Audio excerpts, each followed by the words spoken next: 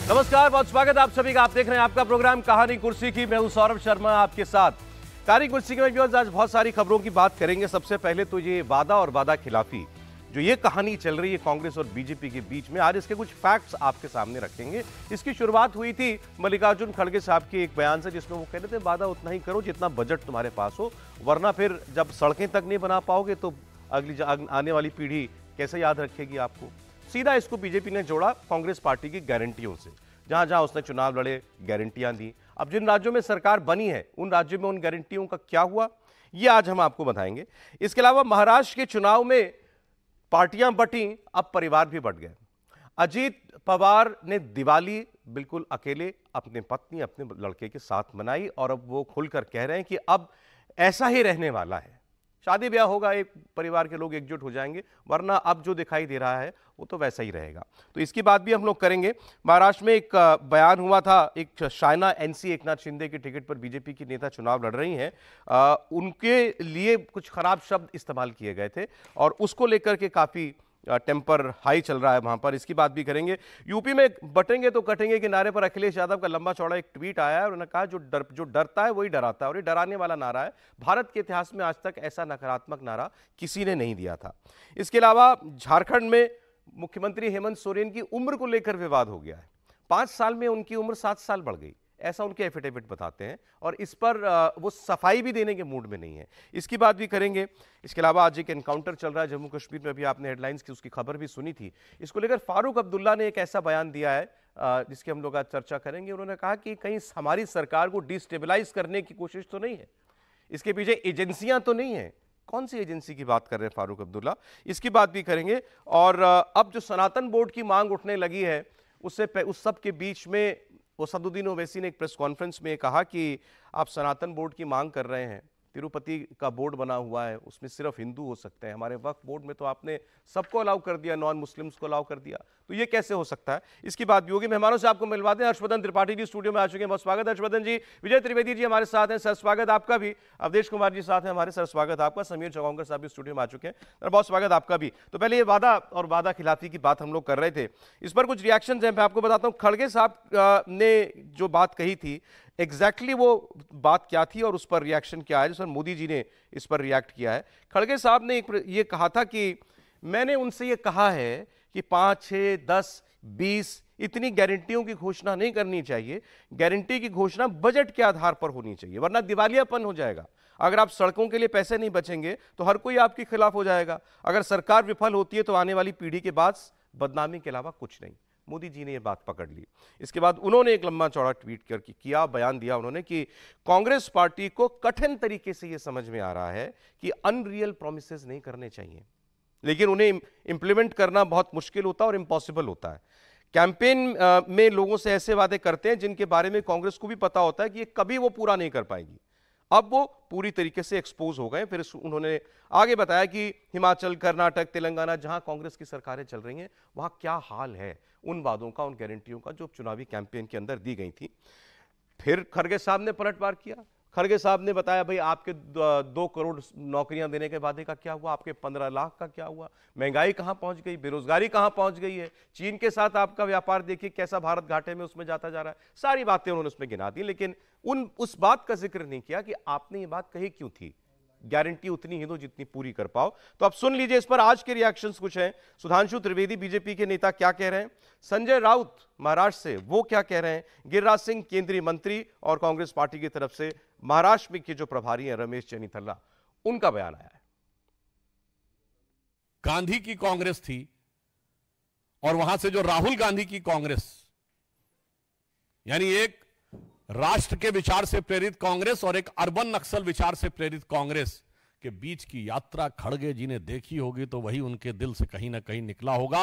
अब उनसे दबाव डलवाकर जो कुछ भी कहलवाया जा रहा हो, अब वो चाहे 7 गिनाएं या 17 गिनाएं, उनके लिए मैं कहना चाहता हूं कांग्रेस पार्टी से कि अब जो होना था वो हो गया। बिगड़ी बात बने नहीं, लाख करो किन कोय, रहीमन बिगड़े दूध को मथे न माखन होए। अब जो होना था वो हो गया है। कांग्रेस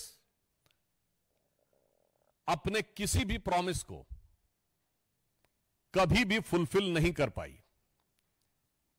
और जब जब वो सत्ता में आते हैं तो उस प्रदेश के लिए और देश के लिए आर्थिक चुनौतियां लेके आते हैं। ये बात सही है खड़गे साहब की कि जो बात हम अभी घोषणा करने के बाद, हम सरकार आने के बाद पूरी नहीं कर सकते, वो आश्वासन नहीं देना चाहिए। कांग्रेस झूठ की खेती, लोगों में भरम। इंदिरा जी ने कहा था कि हम गरीबी मिटाएंगे, लोगों ने बड़े उत्साह से नारा लगा, आधी रोटी खाएंगे, इंदिरा जी को लाएंगे। इंदिरा जी तो आ गई और जनता आधी रोटी खा के रह गया। ये आज हिमाचल हो, कर्नाटक हो, जहाँ जहाँ इनकी सरकार है, हर जगह इन्होंने झूठा वादा कर दिया। देखिए, वो प्रधानमंत्री लोगों को गुमराह करने के काम कर रहे हैं। कांग्रेस पार्टी ने जिन स्टेटों में गारंटी किया है, वो गारंटी हमने पूरा किया है। कर्नाटका में हो, तेलंगाना में हो, राजस्थान में हो, हिमाचल में हो और छत्तीसगढ़ में हो, पार्टी के तरफ से जो भी हमने जो गारंटी दिया था सब पूरा कर रहे हैं। सवाल है, इतनी सफाई कांग्रेस को देनी क्यों पड़ रही है? खड़गे साहब ने वो बात कही क्यों? अच्छा, एक सेंस में अगर आपने हर्षवर्धन जी, तो उन्होंने जो कहा भाई ठीक है, वही वादा करो जो पूरा कर पाओ। अब शायद उस वक्त उनको ये ख्याल नहीं रहा होगा कि उनके स्टेटमेंट के बाद उनके पुराने सारे गारंटियां कांग्रेस की जो है वो निकाली जाएंगी और फिर देखा जाएगा इसमें से किसको क्या मिला। क्या है हकीकत कांग्रेस की गारंटियों की? देखिए, सबसे पहले तो ये कि मल्लिकार्जुन खड़गे कांग्रेस पार्टी के राष्ट्रीय अध्यक्ष हैं और राष्ट्रीय अध्यक्ष के तौर पर उनको जिस तरह के संकटों, जिस तरह की मुश्किलों से गुजरना पड़ रहा है, उस पर उनको बिल्कुल बोलने का अधिकार है। ये जो गैग ऑर्डर लग जाता है ना, मतलब हमने ये सुना है कि भाई पार्टी में कोई नेता आ गया ऐसा जो ज़्यादा मजबूत हो गया तो वो सामान्य कार्यकर्ताओं पर, प्रदेश के नेताओं पर गैग ऑर्डर लगा देता है। लेकिन राष्ट्रीय अध्यक्ष को इस तरह से पलटने पर मजबूर होना पड़े, अपनी कही हुई बात को फिर से दूसरी तरह से चिन्हित करना पड़े। अब ये कोई छिपी हुई बात नहीं कि कोई भी पार्टी पीछे नहीं है ये पैसा देने में, रेवड़ी बांटने में, फ्री बीज पॉलिटिक्स में। वो भारतीय जनता पार्टी भी पीछे नहीं, वो भी कोई कसर छोड़ती नहीं। लेकिन कई डिफरेंस हैं और वो डिफरेंस देश को आज बिल्कुल मैं चिन्हित करके बताता हूं। एक तो ये कि खड़गे जी थोड़ा ट्रैक से उतरे, उन्होंने जो सवाल पूछे 2 करोड़ नौकरी, वही सब कुछ उन्होंने शुरू किया। कहां भारतीय जनता पार्टी के किस घोषणा पत्र में 2 करोड़ नौकरी जैसा कोई एक शब्द है? ये झूठ बरसों से चलाया जाता है, कहां है एक कोई बताए। जब आप घोषणा पत्र में शामिल करना करते हैं और जब आप रैली में भाषण करते हैं, दोनों का बड़ा फर्क होता है। रैली में आप कई बात कहते हैं, इतना कर देंगे, इतना कर देंगे, लेकिन वो रैली का भाषण होता है। जब आप उसे घोषणा पत्र में शामिल कर ले, जैसे कांग्रेस पार्टी ने ये सारी बातें अपने घोषणा पत्र में शामिल करते हुए उनको 5 गारंटी नाम दिया। उसके बाद मध्य प्रदेश में भी 5 गारंटी आई थी, भूल गए सब लोग, क्योंकि चुनाव हुए, हार गए तो करें क्या, लेकिन वहां भी गारंटी दिया। हिमाचल प्रदेश में भी गारंटी दी। ऐसे ही भारतीय जनता पार्टी ने भी हरियाणा के चुनाव में भी गारंटी दी है, पैसा बढ़ा के जितना कांग्रेस ने कहा था उससे कहा है। अब अगर वो नहीं पूरा करेगी तो फिर मुश्किल होगी। हालांकि मैं आपकी इस बात से थोड़ा सहमत नहीं हुआ कि रैली में कुछ भी कह दो, लेकिन नहीं, कुछ भी कहना अलग चीज होती है, लेकिन जब आप कहते हैं ना कि हम ये करेंगे उससे ये हो सकता है, लेकिन आप अपने घोषणा पत्र का हिस्सा डॉक्यूमेंटेशन में और आप जो फिर 2 करोड़ नौकरी की बात आई कहां से? क्योंकि आपने बात छेड़ी है तो कहां से आ गई फिर ये बात? मैं कहता रहा हूं कि 2 करोड़ नौकरियों की बात कहीं भी किसी ने वादा नहीं किया है। प्रधानमंत्री के किसी भाषण का जिक्र किया जाता है और मैं चैलेंज करता हूं, अगर कहीं आया हो कि मैं 2 करोड़ नौकरियां प्रतिवर्ष दूंगा, ऐसा प्रधानमंत्री ने कहा हो सत्ता में आ जाएंगे, तो आप दिखाइए। एक भी ऐसा नहीं, और इस पे जाने कितने फैक्ट चेक हो चुके। चलें, ठीक है। अब असली सवाल, खड़गे जी क्या कह रहे हैं, तो चलिए वो भी मान लेते हैं किसने जिसने जो वादा किया क्या किया, तो दोनों अपना अपना बताते हैं। अभी जो एक ईपीएफओ का डेटा है वो कहता है कि 10 साल के यूपीए के शासनकाल से ज्यादा 10 साल के मोदी शासनकाल में नौकरियां और रोजगार के अवसर बने। अब ये भी फैक्ट सामने आ गया। चलिए उससे आगे बढ़ते हैं।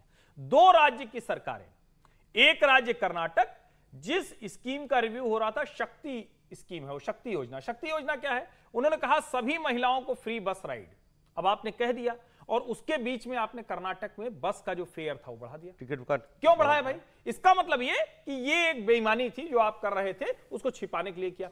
वही खड़गे जी ने कहा। उसके बाद आगे उन्होंने जो कहा है सुनिए, उन्होंने कहा कि भाई आप ये कह देते हैं महाराष्ट्र झारखंड में भी वही हो रहा है, और हिमाचल का दूसरा उदाहरण ले लीजिए, वहां तो बाकायदा टॉयलेट टैक्स लगाना पड़ा। यानी आपके घर में अगर 2 बाथरूम डिसोन किया उसके बाद में किया ना। अरे आप देखिए, नोटिफिकेशन जारी हो गया, बाद में कहे भाई साहब हम वापस ले लेते हैं। अब जो बेचारे सुबह जिनको जल्दी लगती है घर में 2 बना लेते थे, अब लाइन में लगे, तो अब ये तनाव देते हैं। हिमाचल में तो संकट है। अब इसके आगे मैं आ रहा हूं, वो भी ध्यान में रखिए। ये जो दिल्ली वाले भाई साहब हैं, अभी जो ताजा 9-10 अक्टूबर के आसपास सब जगह छपा है, आप लोग भी खोज के पढ़ लीजिए, 62,000 कुछ करोड़ टोटल आएगा दिल्ली में, और खर्चा कितना कर रहे हैं? 63,000 कुछ करोड़। यानी 32 वर्षों में पहली बार रेवेन्यू डेफिसिट होगा। इससे आगे 7,000 करोड़ का कैपिटल एक्सपेंडिचर के लिए जो चाहिए वो किया ही नहीं। तो जो रोड रोलर लेके घूम रहे थे, डामर लेके और सब कुछ कर रहे थे, वो इसीलिए कर रहे थे क्योंकि पैसा ही नहीं। और एक और जोड़ लीजिए उसमें, पंजाब में जैसे ही भगवंत मान मुख्यमंत्री बने तो क्या किया उन्होंने? सबसे पहला कहा, वो पहली फ्लाइट पकड़ के चले आए मोदी जी से मिलने और कहा कि आप तो प्रधानमंत्री हैं, आपके लिए क्या फर्क पड़ता है, 1 लाख करोड़ दे दो हमको, हम वापस करेंगे 2 साल में। प्रधानमंत्री जी ने कहा कि आप योजना बताइए ना, भारत सरकार में तो योजना लेके आई है तो कोई दिक्कत ही नहीं। उन्होंने कहा नहीं, हमें कुछ योजनाएं हमारी हैं। तो जो वादा किया था, जिसको नवजोत सिंह सिद्धू ने कहा था कि अगर ये योजनाएं लागू की गई जो आम आदमी पार्टी कह रही है, तो पंजाब दिवालिया हो जाएगा। अब बताइए, भाजपा की एक सरकार का उदाहरण दीजिए। आप कहेंगे लाडली बहना, लाडकी बहना, और उस सब का मैं विरोधी हूं, मैं निजी तौर पर बिल्कुल उसका विरोधी, लेकिन एक भाजपा की सरकार बताइए, दर्शक भी सुने, कि कहां पर भारतीय जनता पार्टी को इसकी वजह से अपने मुख्यमंत्री मंत्री का खर्च रोकना पड़ा, कहां टॉयलेट सीट टैक्स लगाना पड़ा, कहां अपने बस का फ्री करके उसका टिकट बढ़ाना पड़ा? नहीं करना पड़ा। और मैं मानता हूं खड़गे जी की बात बहुत ईमानदारी की बात थी। ठीक है, राजनीति तो होगी, चुनाव का समय, फंस गए। लेकिन आप इतना मान रहे हैं कि बीजेपी भी धीरे धीरे इसी राह पर आ रही है? नहीं, धीरे धीरे नहीं है, पूरा खूब जम के है। ठीक, विजय जी, खूब। मैंने तो इसीलिए हरियाणा की बात की कि वहां जो कहा है घोषणा पत्र में, उसको लागू करना पड़ेगा। विजय जी बताएं, है वादा खिलाफी? वादा खिलाफी है, इसमें कोई बात ही नहीं है। और सभी पार्टियां इस तरह से कर रही है, जिसका जिक्र भी किया गया, कुछ घोषणा पत्र में किया गया, कुछ घोषणाओं में किया जाता है। और मैं तो इसको खड़गे साहब की ईमानदारी के तौर पर भी देखता हूँ कि मतलब अपनी, और उसमें कोई बुराई की बात नहीं है, क्योंकि पार्टी का राष्ट्रीय अध्यक्ष अपनी सरकार के साथ डिस्कशन कर रहा है, तो उसमें रिव्यू कर रहा है, ठीक है, और वो बात साफ साफ कर रहा है। वो सार्वजनिक हो गई तो भी कोई बात नहीं है, मतलब उनकी बात पूरी नहीं हो रही और वो रिव्यू कर रहे, नाराजगी जाहिर कर रहे, तो ये भी अच्छी बात है ना। नहीं तो उसको रफा दफा भी कर सकते थे कि ठीक है, इसको ध्यान रखना आइंदा से। ये तो पता चलेगा 6 तारीख को, जब राहुल गांधी महाराष्ट्र की गारंटी निकालेंगे। हाँ, वो तो उसमें भी मेरे ख्याल से अब थोड़ा सा उनको ध्यान रखना पड़ेगा कांग्रेस को, कि जब वो महाराष्ट्र की गारंटी निकालेंगे तो ध्यान रखेंगे कि अगर, एक तो कई बार ऐसा भी होता है, लगता है कि सरकार तो आएगी नहीं, बना तो दीजिए घोषणा पत्र, तो फिर देखा जाएगा क्या होगा क्या नहीं होगा, ये भी होता है कई बार। लेकिन जब महाराष्ट्र का घोषणा पत्र आएगा तो मुझे लगता है कि कांग्रेस अब इस बात को ध्यान रखेगी, क्योंकि पार्टी के राष्ट्रीय अध्यक्ष ने जिस तरह से रिएक्ट किया है, रेस्पॉन्ड किया है, वो एक बड़ा मतलब वाली बात है। लेकिन ये सभी राजनीतिक दलों की कमोवेश यही हालत है। अब कभी आप कहते हैं कि वो घोषणा पत्र में नहीं कहा था, भाषण में कहा गया था, कोई प्रधानमंत्री पद का उम्मीदवार या कोई पार्टी का राष्ट्रीय अध्यक्ष या कोई और बड़ा नेता, आज राहुल जी कोई बात कह दे तो क्या हम उसे नहीं मानेंगे कि कांग्रेस के घोषणा पत्र में नहीं है? बिल्कुल बिल्कुल मानेंगे ना। या प्रधानमंत्री जी कह वादा कहीं से भी किया गया, चाहे बोल के किया गया, चाहे लिख के किया गया, वादा लोगों वादा के है। सामने जब आप बात, बल्कि घोषणा पत्र से ज्यादा इंपॉर्टेंट है, जब आप रैली में कहते हैं तो उसको लोग सीधे सुन रहे हैं, घोषणा पत्र तो फिर भी नहीं पढ़ते। लेकिन ये हमारे इसलिए हो गया क्योंकि जो वोटर है वो भी उसको उस तरह से रेस्पॉन्ड नहीं करता कि भैया आपने नहीं दिया था, ये वादा पूरा नहीं किया तो हम आपको वोट नहीं देंगे। मोटे तौर पर ऐसा वो चलता रहता है, भाषण हो गए, वादे हो गए, ये सारी हो गई। जो बात हम लोग शायद कल चर्चा कर रहे थे कि इस पर एक बड़ा नीतिगत निर्णय राजनीतिक दलों को करना चाहिए कि जो घोषणाएं की जाती हैं उनका बजट किस तरह से होगा और हमारा जो फाइनेंशियल डेफिसिट है वो कैसे होगा, फाइनेंशियल डिसिप्लिन जिसकी बात प्रधानमंत्री जी बार बार करते हैं, उसको कैसे ध्यान में रखा जाएगा और क्या हम उसको क्रॉस क्वेश्चनिंग कर सकते हैं। घोषणा पत्र भी जारी हो तो उस पर एक डिबेट हो जाए कि भाई ये घोषणा पत्र बताइए, आप सरकार में आएंगे तो कैसे करेंगे, इसका क्या इनफ्लो है, कैश इनफ्लो क्या है, बजट क्या है, किस तरह से करेंगे। वो नहीं होता और एक चर्चा हो गई। अब मान लो खड़गे साहब ये बात नहीं कर रहे होते, सार्वजनिक नहीं होती तो चर्चा थोड़ी हो रही होती। आज बहुत सारी सरकारें बनती हैं, बहुत सारी सरकारें वादे पूरे करती हैं, वादे पूरे नहीं करती।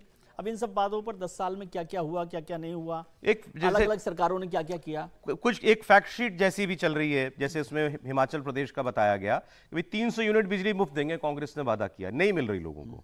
आपने कहा कि 1 लाख नौकरियां हर साल, 5 लाख देंगे।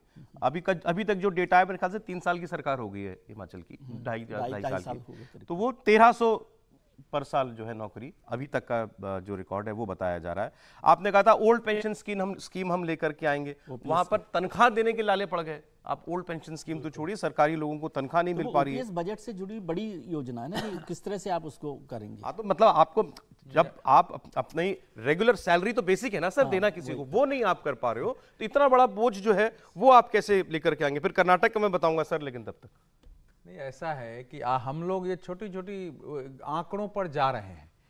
बेसिक आंकड़ा ये है कि इस समय देश का कोई भी राज्य राजस्व में सरप्लस नहीं है।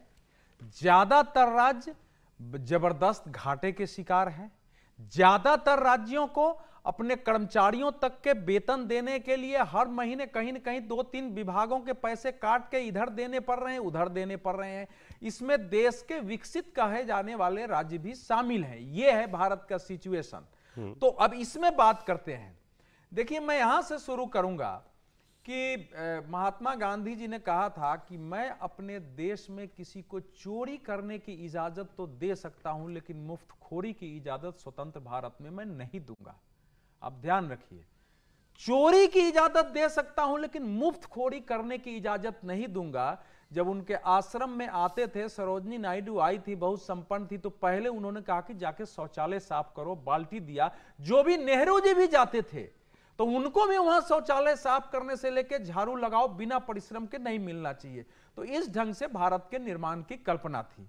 लेकिन वोट की जो प्रतिस्पर्धा है, चूंकि आपके पास, जब हमारे नेताओं के पास दूरगामी विजन नहीं होता है, देश की बड़ी कल्पना नहीं होती है और ये समझते नहीं है कि मुफ्तखोरी कहां ले जाएगा, तब यहां तक शुरू होती है।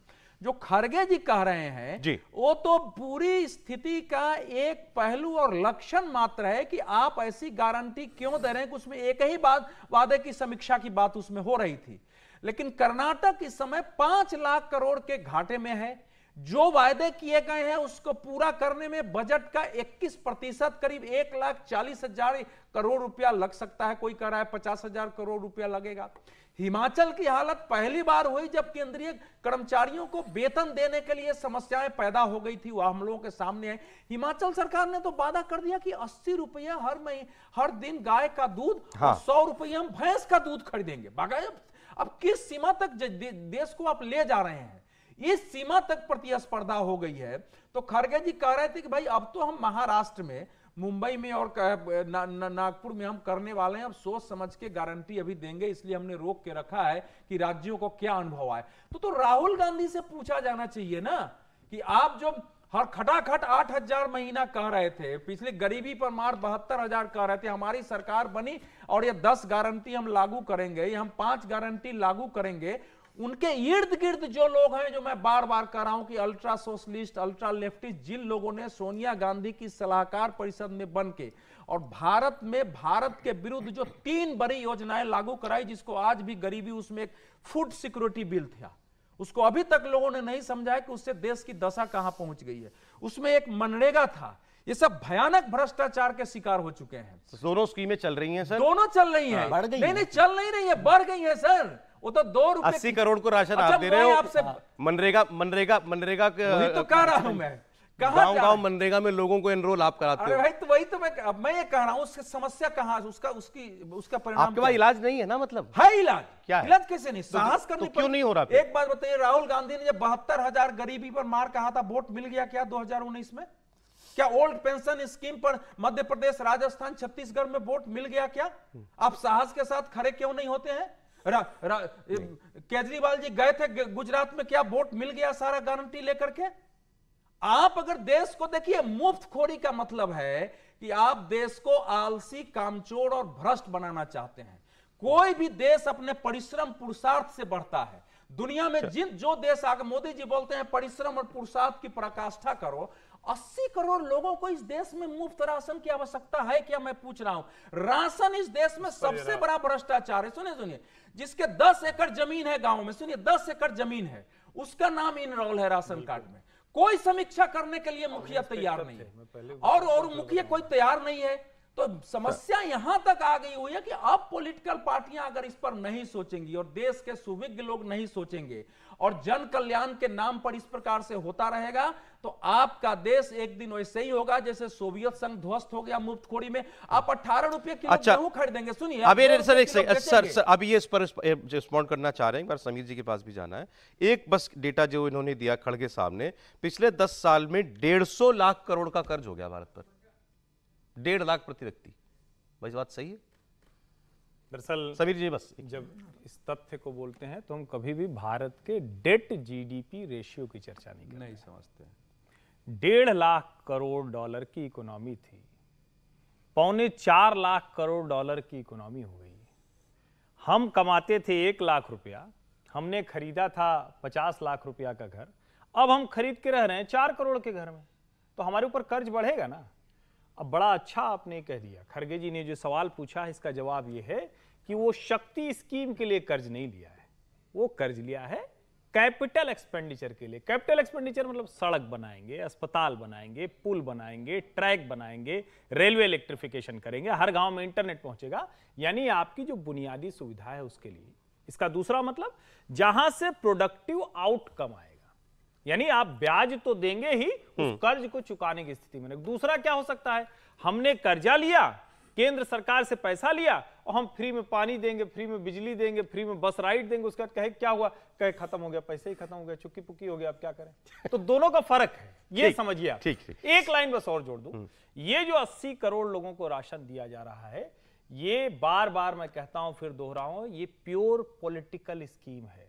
एफसीआई के गोदाम में सड़ जाता था, भ्रष्टाचार होता था, शराब के ठेकेदारों को दे दिया जाता था, धान मिलों को दे दिया जाता था, अब वो सब सरकार बाकायदा दे रही। जब तक कंटिन्यू हो या नहीं, पैसा नहीं होनी चाहिए, नहीं होना चाहिए, लेकिन कैसे जब आप किसानों से बाउंड है एमएसपी पर लेने के लिए, जब आप इस तरह की योजना चलाने के लिए बाउंड है, तो कैसे रुक जाएगा? आप दोनों तरफ कैसे बात करते हैं? आप किसान के साथ खड़े हो जाएंगे, कहेंगे जो भी करे उसको खरीद लो। कैसे खरीद लेगा भाई? आपको तय करना, आप खरीद रहे हो तो बेचो ना उसको, तो बेच तो रहे ना, उसका तरीका है। उसका तरीका यह है कि आप उसको एक, जिसको कहते हैं ना कि हैंड होल्डिंग, मैं तो कहता हूं पॉलिटिकल स्कीम है, पॉलिटिकल माइलेज के लिए, लेकिन इसको रोकने का तरीका तब होगा जब आप किसान को एमएसपी से बाहर लाएंगे। अच्छा ठीक, समीर जी बहुत सारे राज्यों को आप नजदीक से फॉलो करते हो, जैसे एमपी, राजस्थान, हर जगह स्कीम निकली ना, ऐसी स्कीमें रेवड़ियां ही थी ना, वो बीजेपी ने भी बांटी, कांग्रेस ने भी बांटी। देखिए, राजनीति में वही नेता सफल होता है जिसे पता होता है कि कहां, कब और कैसे बोलना है। प्रधानमंत्री नरेंद्र मोदी और अमित शाह इस बात को जानते हैं कि कौन सी बातें सार्वजनिक रूप से बोलना है और कौन सी बातें बंद कैमरा पार्टी की बैठक में बोलना है। और दोनों राष्ट्रीय पार्टी के दोनों राष्ट्रीय अध्यक्ष पार्टी की फजीहत इस मामले में करा चुका, सार्वजनिक बयान देकर। आपको याद होगा, नड्डा जी ने बयान दे दिया था सार्वजनिक रूप से कि संख्या में आवश्यकता नहीं, अब हम बड़े हो गए हैं। हाँ। उससे पार्टी की फजीहत हुई, संघ की फजीहत हुई और पार्टी को इसकी बहुत छिछराहट हुई, छोटे कर दिए गए। उसके बाद अब मल्लिकार्जुन खड़गे ने जो बयान दे दिया, अगर मल्लिकार्जुन खड़गे को ये बयान पार्टी के नेता को समझाना था कि भाई वादा वही करो जो आप पूरा कर सकते हो, तो वो डीके शिवकुमार और सिद्धारमैया को बंद कमरे में बिना कैमरे के भी बता सकते थे। उसे सार्वजनिक रूप से बोलने से क्या सिद्धारमैया, मल्लिकार्जुन खड़गे को पता नहीं था कि अगर वो जो बोलने जा रहे हैं उसका क्या असर होने वाला है, किस तरीके से भारतीय जनता पार्टी से लेगी और किस तरीके से इसका कांग्रेस को महाराष्ट्र में और झारखंड के अंदर और बाकी जिन राज्यों में कांग्रेस की स्कीमें चल रही है, कांग्रेस को जवाब देना मुश्किल पड़ जाएगा। देखिए, जो फ्री ब्रिज है उसको लेकर झारखंड में बड़ा मजेदार मामला चल रहा है। जो झारखंड के मुख्यमंत्री है हेमंत सोरेन, उन्होंने एक मैया सम्मान योजना शुरू करी थी जिसमें 1000 रुपए देते हैं। तो भारतीय जनता पार्टी ने कहा कि हम जब आएंगे तो हम गोगो योजना शुरू करेंगे, महिलाओं के लिए हम 1500 रुपए देंगे। तो हेमंत सोरेन ने अभी 4 दिन पहले कहा कि मैं 2000 रुपये उस योजना को 2000 रुपये कर रहा हूँ मेरी माता बहनों के लिए, मैया सम्मान योजना 2000 रुपये अगले महीने से दिया जाएगा। तो परसों बाबूलाल मरांडी का बयान आ गया आधिकारिक रूप से कि हम सत्ता में आएंगे तो हम 2100 रुपये गोगो योजना में देंगे। तो 1000 रुपए की जो बात थी वो 21 रुपए तक चली गई है। अब हो सकता है वोटिंग के 2 दिन पहले हेमंत सोरेन कह दे कि मैं सत्ता में लौटूंगा तो मैं 2500 रुपए कर दूंगा। देखिए, इस तरीके से जब राजनीति होगी कि एक से बढ़कर एक फ्री स्कीम लेकर आओ और सत्ता पाओ, तो मुझे लगता है कि ये चलने वाला है। और अब देखिए, उज्ज्वला योजना का एक उदाहरण है हमारे सामने। उज्ज्वला योजना में गरीब महिलाओं को, आदिवासी महिलाओं को फ्री में सिलेंडर दिया गया और बाकी सिलेंडर 1200 रुपये का कर दिया गया, तो जो फ्री में सिलेंडर जाएगा उसकी वसूली कहाँ से होगी? उसकी वसूली तो कहीं से दी जाएगी ना कि 1200 का सिलेंडर दिया जाएगा आपको, तो वसूली कहीं से जाएगी, कहीं से तो आप वो पैसा वसूल करोगे ही ना, आप किसी को दोगे। तो कोई भी सरकार हो, नरेंद्र मोदी की सरकार हो या कांग्रेस की सरकार हो राज्यों में या केंद्र की सरकार हो, कोई भी अगर योजना दी जाएगी तो आपके एक जेब से फ्री में देगी तो दूसरी जेब से सरकार कोई तो भरेगा, व्यवस्था कर देती, सरकार व्यवस्था कर लेती है। सरकार कभी भी अपनी जेब से नहीं देती। आप बताया ना उन्होंने, महिलाओं का फ्री बस राइड दी कर्नाटक के अंदर, तो बाकी जो पुरुष जो चढ़ेंगे बस में उनका टिकट बढ़ा दिया गया। मुझे लग रहा है कि अब सरकारों को इस मामले में सोचना चाहिए कि केंद्र सरकार हो चाहे भारतीय जनता पार्टी की राज्य सरकार हो, कि फ्री की योजनाएं कहाँ देना है, किस समय। अब ये भी बात हो जाए जरा सर कि क्या इन्होंने चर्चा छेड़ी, क्या जनता इन फ्री वादों पर बह रही है? देखिए देखिए गरीब आदमी तो बहेगा। जो आदमी से जिसको महीने के 1000 रुपए, 1200 रुपए, 1500 रुपए या 3000 रुपए कमाने का एडिशनल मिल रहा है, जो रिक्शा चलाने वाला है जो महीने के 4 से 5000 रुपए कमाता है, उसे आप बिजली फ्री में दे दो, पानी फ्री में दे दो, उस गरीब महिला को आप बस फ्री में दे दो, तो उन्हें बहुत बड़ी राहत है। जो अपनी बेटियों के लिए बस का फीस नहीं दे सकते, अगर उन्हें आप बस में दोगे तो उनके लिए इससे बढ़कर क्या होगा? आप और हम कहेंगे कि इस फ्री में क्या रखा है, उनके तो जीवन स्तर में कितना हो गया। आज 4000 रुपए अगर अरविंद केजरीवाल उनको फ्री में दे रहे हैं, और आपके पास पैसा हो तो दो भी, भाई गरीब आदमी की मदद होनी ही चाहिए, लेकिन हो तो आपके पास। जैसे दिल्ली में बिजली का जो बिल है वो तो सबके लिए माफ कर दिया ना उन्होंने, 200 यूनिट, उसमें कोई गरीब 200 यूनिट तक का है ना। हाँ, तो 200 यूनिट क्यों कर रहे हैं? जो आदमी 5000 यूनिट। अच्छा, इसी पर चलिए, ब्रेक का समय हो गया, लेकिन बस 30 सेकंड और। अब भारत सरकार ने आयुष्मान योजना 70 साल के ऊपर सबके लिए कर दी, और वो ठीक है ना, सबको जरूरत नहीं है। क्यों ठीक है? सोशल सिक्योरिटी स्कीम बुजुर्गों के लिए दुनिया के हर हिस्से में है, आप इसको समझिए। जो उस तरह का होगा वो लेने जाएगा नहीं। आप इन दोनों का फर्क समझिए भाई। आप लोग सब कुछ सावधान 22% थोड़ी ना हो जाएगा। जब योजना मुफ्त में मिल रही है तो क्यों नहीं? 70 वर्ष के ऊपर के लोगों के लिए, पहली बात तो जिनके पास बहुत पैसा वो जाने वाले हैं उस योजना में, ऐसा आपको लगता है? और मैं आपको बताऊं, आप अभी चर्चा कर रहे थे, समीर जी ने भी कहा कि उज्ज्वला दे दिया। बस एक लाइन में बता रहा हूं, कितने सालों से आप लोगों ने तेल कंपनियों को घाटा हो रहा है, इसको टीवी चैनल पर नहीं सुना? जरा सोच के बताइएगा। हर साल हजारों करोड़ का घाटा होता था, उसकी सब्सिडी से, जो 1200 का सिलेंडर बता रहे हैं, उसकी सब्सिडी से पैसा मिलता था, और तेल कंपनियों को, ओएमसीज को सरकार बाद में चुपचाप दे देती थी। अब तेल मार्केटिंग कंपनियां मस्त हैं, आपके पैसे को अलग से नहीं दिया जाता है। और क्रूड के साथ मोदी जी का हनीमून पीरियड चला है। हाँ, वो लंबे समय तक लंबे समय क्रूड का दाम कम रहा है। फिर ये भ्रम है, क्रूड के साथ हनीमून पीरियड नहीं चला। क्रूड का लाभ हर 10 साल के कार्यकाल में सबको मिलता है।